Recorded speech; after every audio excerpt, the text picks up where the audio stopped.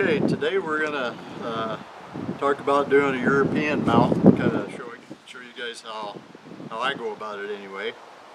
And Justin got this nice little buck here, oh I don't know, probably 2 weeks ago, and he put it in the freezer so it stayed fresh.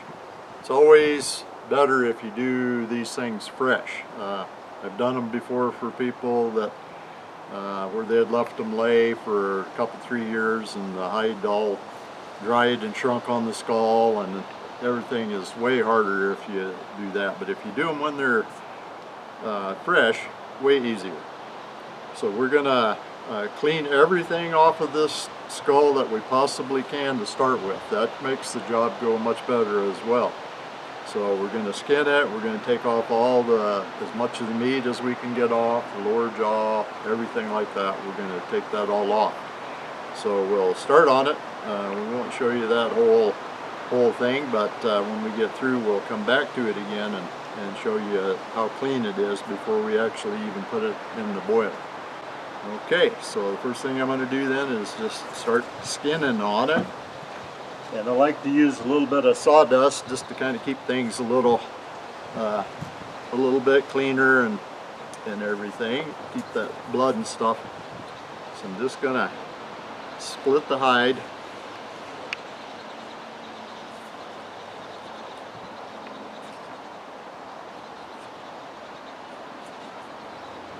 So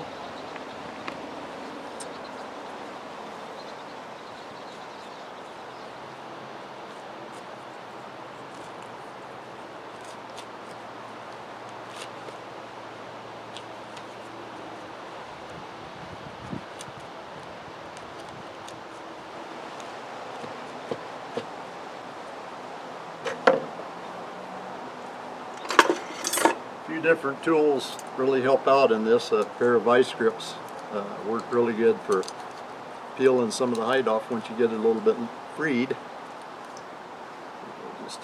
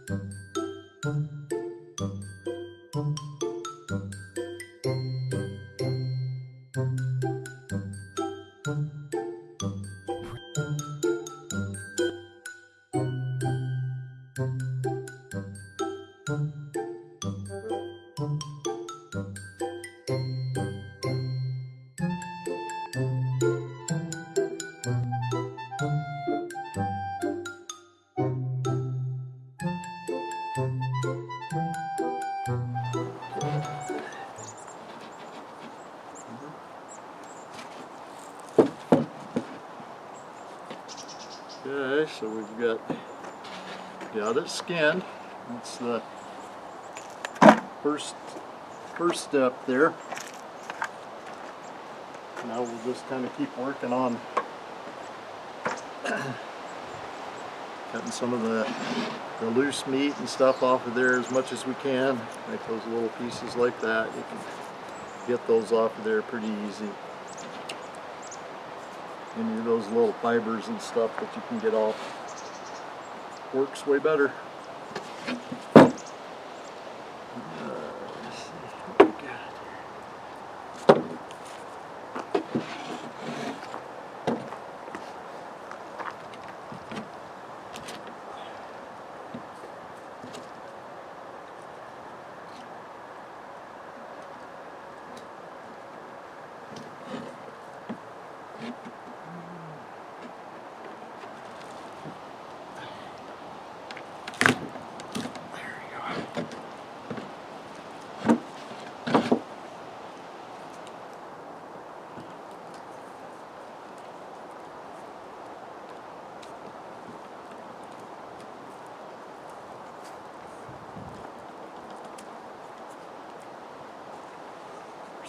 grease there.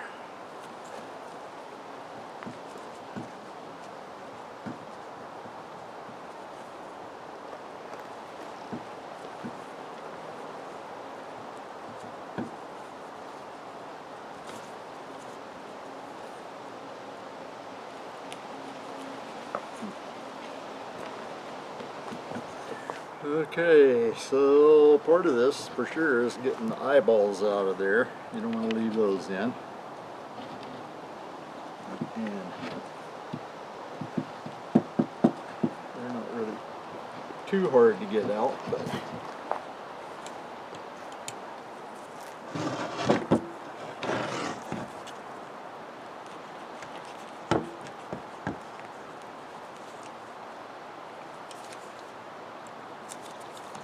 getting hold of something that you can hang on to is kind of the hardest part.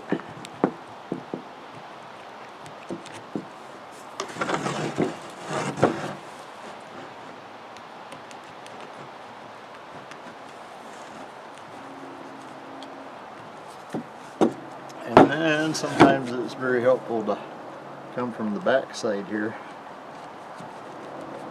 Just kind of cut around all of that.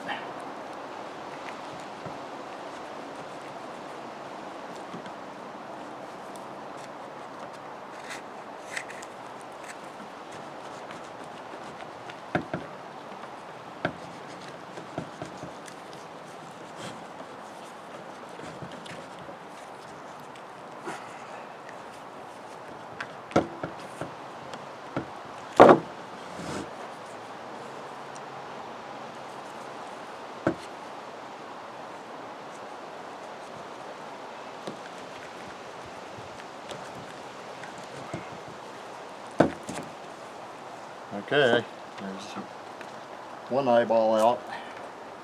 Okay, so we have one last thing to do, and then we can start the boiling process, and that is to clean the brains out. And some guys don't do that, but the brains basically just a lot of grease, and if you leave that in there, I guess you could clean it out after you boil it the first time. I don't know. I've always just try to clean it out as well as I could before I even boil it the first time. And then you have less grease in your water. And the idea is try to get rid of as much of that grease as you can. So, I got another, let's see.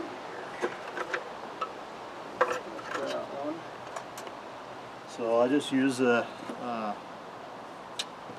piece of heavy wire that's bent into a hook shape. I probably have a couple different ones in here.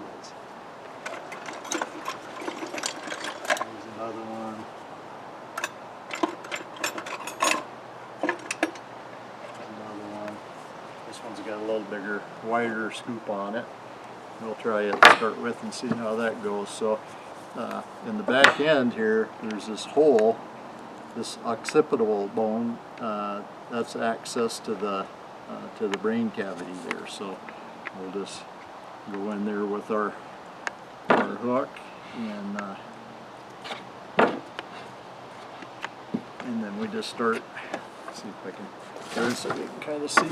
So I'm just going to go in there and then just start pulling the brain material out.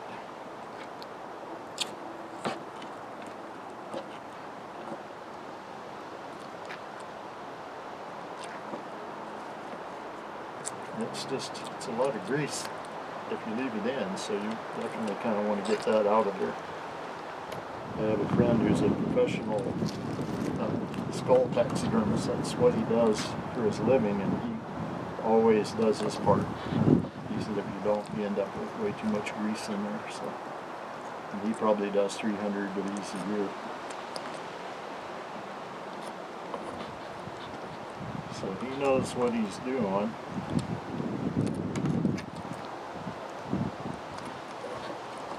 Okay, so we've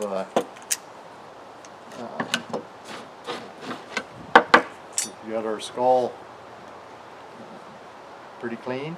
It's ready to put into the boiling solution, so that'll be our next step of this process that we're going to do here in a few minutes. Okay, so now we're at the next step of the process. We're going to boil the skull for probably 20-30 minutes after the water comes to just a real gentle boil. First thing I'm going to do though, before we put it in the tub here, is I'm going to wrap these bases with some aluminum foil. And what will happen is, if you don't, it will take the color, the boiling water with the OxiClean and the Dawn dish soap will take some of the color out of those bases. So we're going to try to protect them somewhat.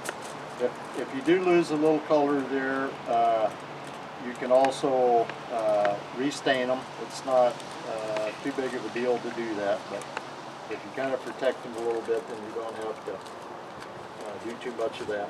Just kind of wrap your tin foil tight around the base and kind of tuck it up against that base. Try to keep most of that boiling water out of there.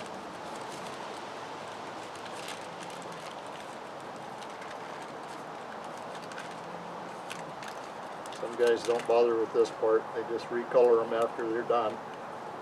But I don't do hundreds of them a year, so I think it's kind of for the couple minutes it takes to do it, and a little bit of aluminum foil, it's worth doing. Okay, so we've got him ready to go in now. So what I'm going to do is talk just a little bit here about the pan that I use. Is just a little 15-gallon grease barrel cut off to about 8 or 9 inches high, which is big enough for any deer skull. You could use a big pot of some kind, it wouldn't really matter. I had this handy and it didn't cost anything. I just cut it off and made do. And you need something in the bottom to keep the skull from sitting right on the bottom against where the flame is. So just a piece of expanded metal, and I kind of bent some little legs down, so this keeps it about 1 inch off the bottom. So just put that down in, and then we're going to put some water in there. I want enough water to cover the skull, probably about 4 gallons or so. I'll fire that thing up so I can.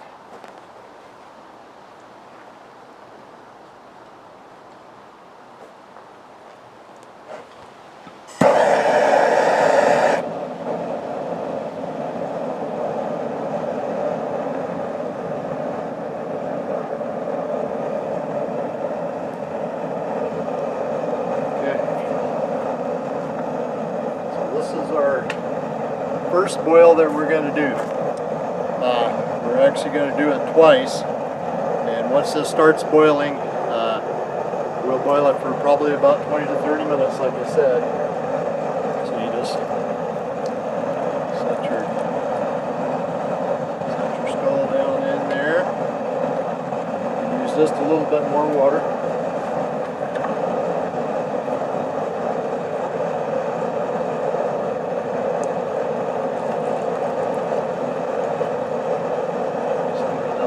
Just covering the skull. And then we're going to put in about, that's a little over 4 gallons. We're going to put in, this is OxiClean, just plain old OxiClean that you buy for doing laundry. This is a cup. We're going to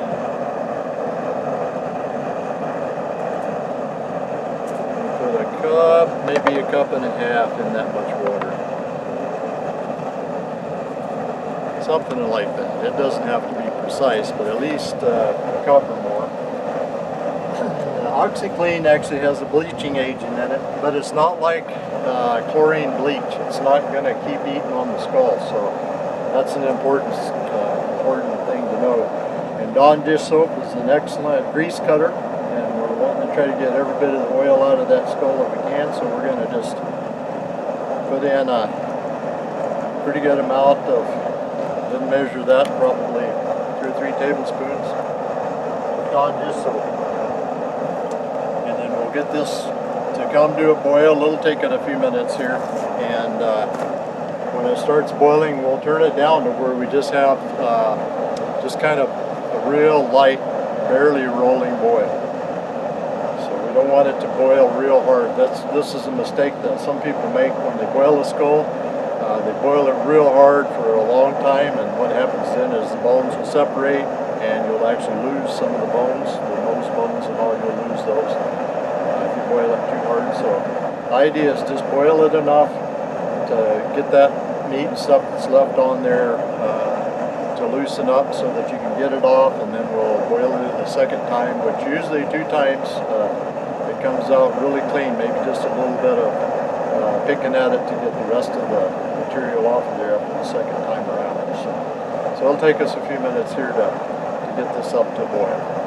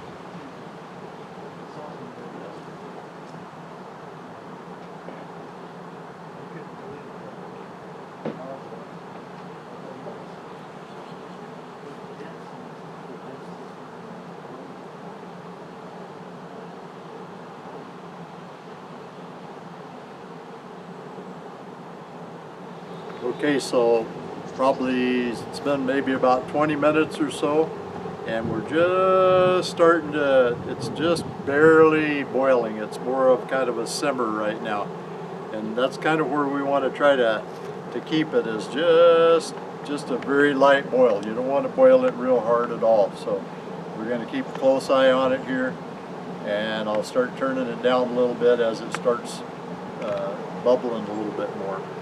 It's just about there now. You can see a little bit of stuff going on right there. We'll just let this go after it's to the point here where we want it to start. Actually, right now is good enough. Probably about a half an hour or so we're going to leave it cook, and then most of the meat and everything that's left on there is going to loosen up enough that we can knock most of it off. We'll change our water and do the same thing one more time. So yeah, we're just starting to get just a little bit of a rolling boil there now. Okay, so we've had this boiling, just a real light rolling boil, for about half an hour now.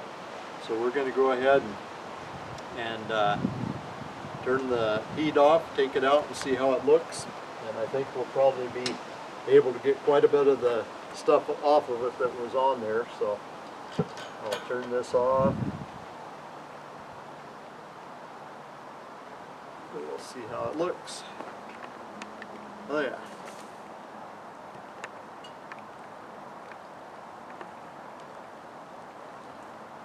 You can see how it's already starting to turn white, and most of that stuff's turned loose.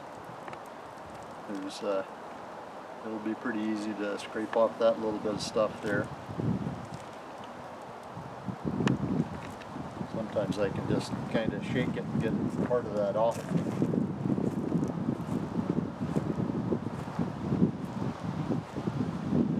Yeah, a little bit. So anyways, that's we're already making good progress there. That's turning nice and white, and by the time we get done with the next boil, it'll be real good. So we'll just go ahead, and that's only 30 minutes of boiling right there. So we'll take these tin foils off. We didn't lose any color there on our bases, that's good. And we'll do a little more work on him here. this is where a lot of guys use the pressure washer, and you can if you have pretty low pressure. I mean, it's so easy to lose bone with one of those pressure washers, so I really don't care for it. I'll just take the extra time and kind of scrape off these little bits. By the time we do it the second time around here, all of this stuff will be off of there pretty much. There might be little bits that have to be worked on a little more, but there won't be much. Most everything's going to be off of it.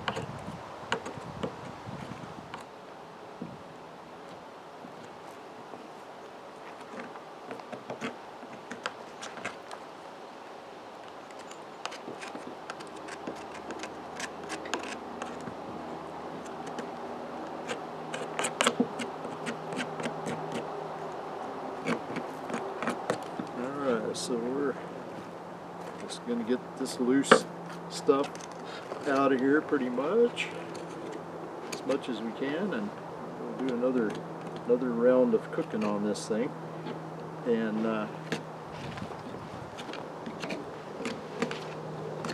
we're going to take the earbuds out we were talking about earlier. There's a lot of things in there that you can't really get out. They're in behind those things, and I don't know if it hurt anything to leave them, but you can sure clean it out a lot better if you take those out. So they come out pretty easy.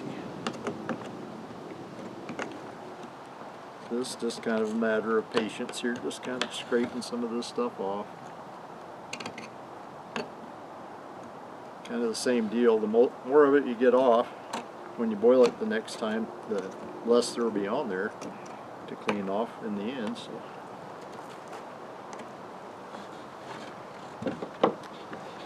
screwdriver here.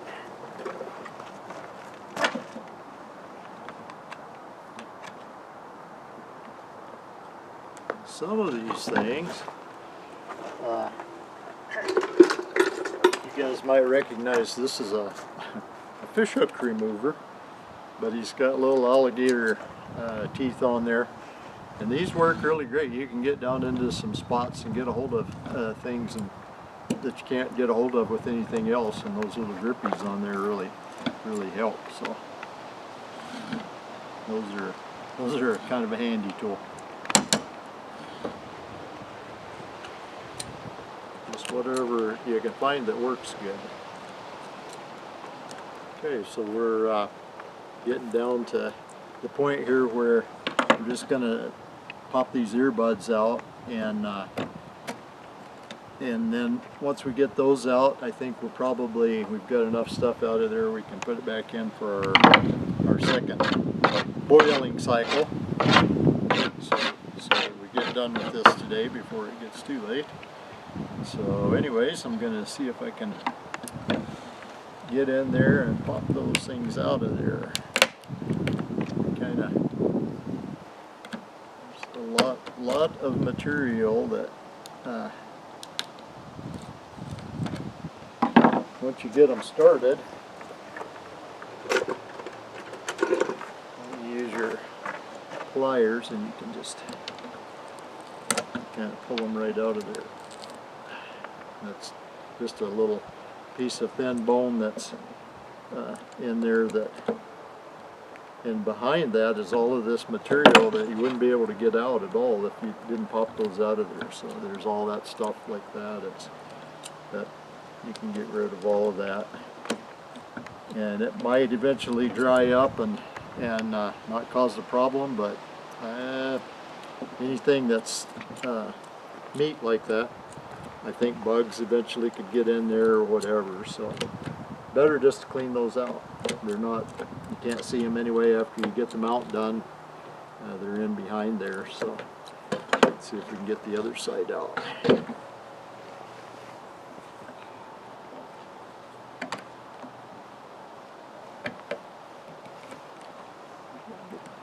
In behind it there. Part of it.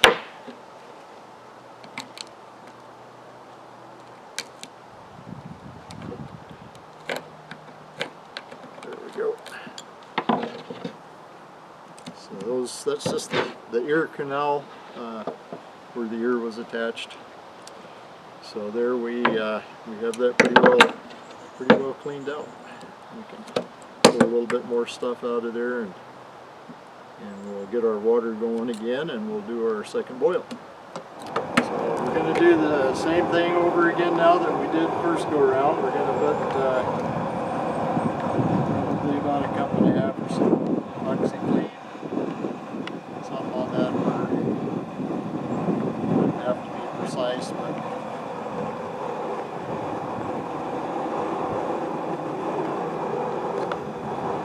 and another little shot of Dawn dish soap.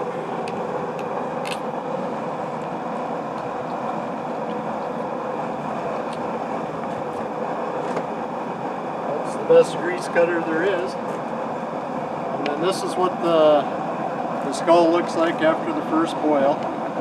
Not too bad. We got most of the loose stuff off of it. There's a little bit more in there yet, but not much.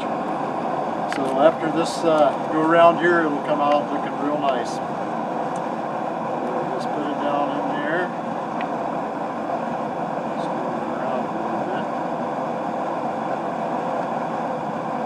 Just a little more water again.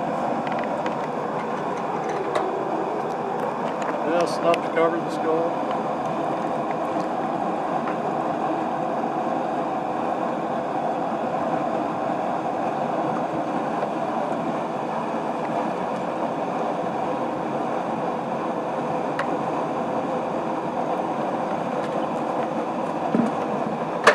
And so it's just a matter now of waiting for a little while here till the water comes to a boil again, and then we'll do the same thing about a half an hour or so.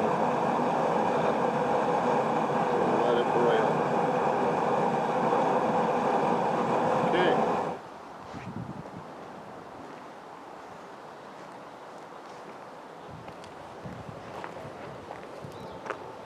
Alright, so we've been at a gentle boil for another 30 minutes, the second go around here, so we're going to shut this thing off and take it out and see what it looks like now.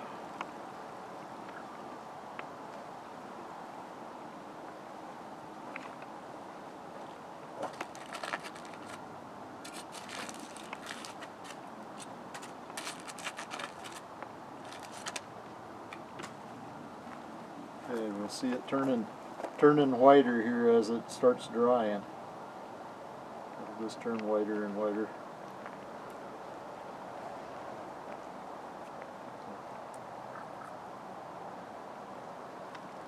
Looks pretty good, Justin. We're not going to have to do too much more. A little bit in the nasal cavity there. The back looks real good.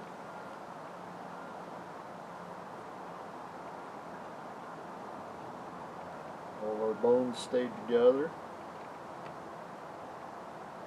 Looking good. Just a little bit more cleanup, and then the other part of this is if you decided you wanted to make it just snow white, which some people like that. I kind of myself like just the natural bone color, like what that's turning right there as it dries. But some people want it to be stark white, and if you do, you can mix a combination of peroxide and powdered bleach, like the hairdressers use, something on that order, or you can just use peroxide and put a rag over this and pour the cheap 3 or 4% peroxide on there. You might have to do it several times, but that'll also turn it whiter. So there's ways to get it really stark white if you wanted to do that. So we're not going to really go into that much though. So hopefully you guys that were interested in doing we did this kind of mostly for Justin because he wanted to see how the process was done, because he's going to try doing his own now. So anyways, thanks for watching the video, and thanks Justin again for taking care of it for us.